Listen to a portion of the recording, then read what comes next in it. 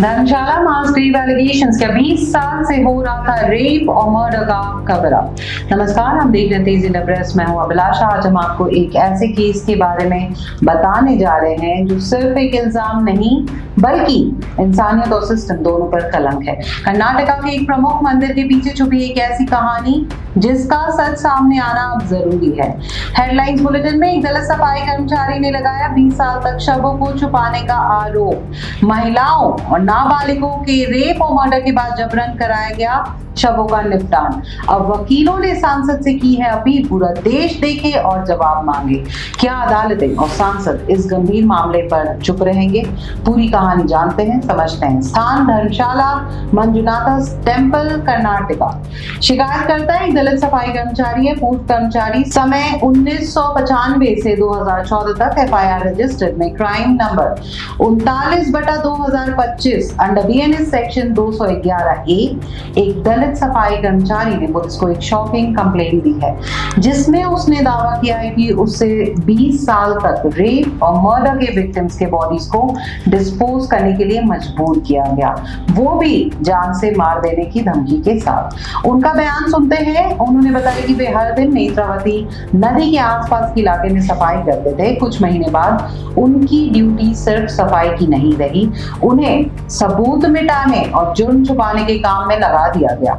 वो कहते हैं कि ज्यादातर बॉडीज औरतों और माइनस की होती है जिनके कपड़े, अंडरवेयर और शरीर पर सेक्सुअल असॉल्ट के निशान होते थे। ज्यादा बॉडीज पर गर्दन दबाने के निशान, मारपीट के घाव और हिंसा के क्लियर सबूत दिखते थे। शिकायत के साथ एक लाश की फोटो भी दी गई है जिसे सबूत के तौर पर पेश किया जाएगा। पुलिस ने एफआईआर लिख ली है और कोर्ट से जमीन में दफनाई गई लाशों को निकालने की इजाजत मांगी है। लीगल एंगल देखते हैं, कानून क्या कहता है उसे समझते हैं। एफआईआर अपराध संख्या 39/2025 धारा 211A बीएनएस के अंतर्गत विटनेस प्रोटेक्शन ऑफ कंप्लेनेंट और उसके परिवार की सुरक्षा मांगी गई है। एडवोकेट्स ने इंडिया के 788 एमपीज को लेटर लिखकर पार्लियामेंट में आवाज उठाने की अपील की है मॉनसून सेशन से पहले। अगर ये केस पार्लियामेंट में नहीं उठा तो इसका मतलब होगा कि हम सभी ने अपनी आंखें बंद कर ली है।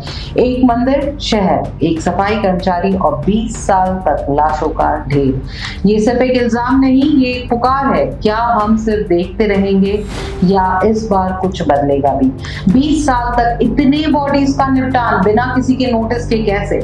क्या मंदिर एडमिनिस्ट्रेशन और लोकल ऑफिशियल्स भी इसमें शामिल है? विटनेस प्रोटेक्शन क्यों अब तक नहीं दिया गया?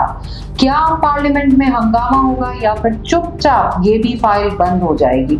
ये खबर सिर्फ एक वाक्य नहीं, एक वार्निंग है। अगर ये सब सच है तो हमारे सिस्टम ने 20 साल तक एक दलित मजदूर को मजबूर किया कि वो जुर्म छुपाए और हम सब चुप रहे। मैं हूं अभिलाषा, देख रहे तेजी में प्रेस। अगर आप भी मानते हैं कि अब आवाज उठाना जरूरी है तो इस बुलेटिन को लाइक करें, शेयर करें और कमेंट में लिखना जस्टिस फॉर धर्मशाला विक्टिम्स। चुप रहना अब खुद एक गुनाह बनेगा। जय हिंद।